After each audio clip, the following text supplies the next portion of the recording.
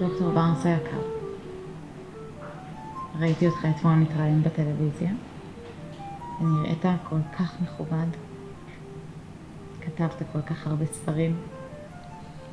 אהבתי שלא נפלת למלכודת שהמראיין תמון לך, שהוא שאל אותך איך זה לשחק את אלוהים.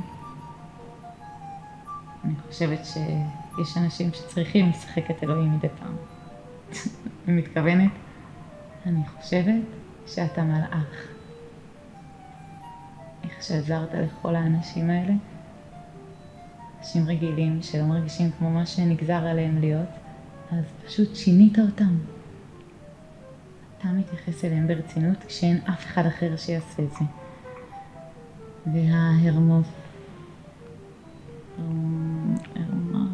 הרמפרודיטים.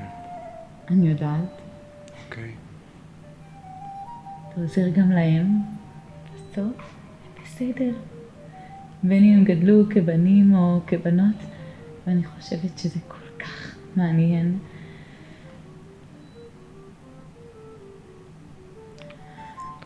בכל אופן, אנחנו כותבים לך בגלל כן, בגלל שיש לנו תאומים זהים, בנים, סטיבן וסמואל, הם כמעט בני שנה. הבן שלנו סם, הייתה לו תאונה כשהוא היה בן 8 חודשים. המליצו לנו לערוך ניתוח מילה בגלל הפימוזיס, וכשהרופא בא לנתח קודם את סם, אז משהו במכשיר הצריבה שלו, הוא לא עבד כמו שצריך, וזה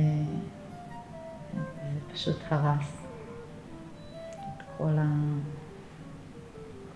אין.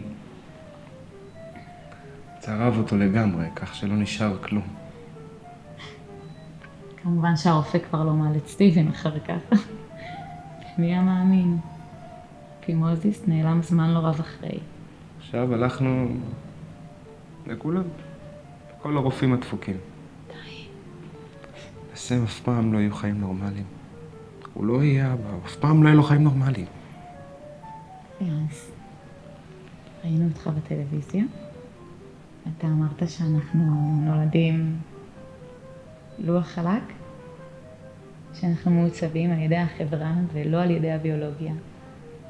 והייתה איתך הבחורה הזאת, כאילו בחור שעכשיו הוא בחורה, שנראית ממש מאושרת. בפעם הראשונה, איזה זמן רב, הרגשתי קצת תקווה.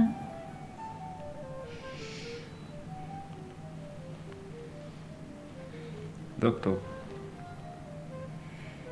אנחנו לא יכולים להמשיך ככה יותר. אשתי בקושי יוצאת מהמיטה שלה. זה לא חשוב. לי זה חשוב. דוקטור, בבקשה, אנחנו כל כך אוהבים את הבן שלנו. הוא רק תינוק. תודה על הזמן שלך. שלך. דאג, את חודי טרנר.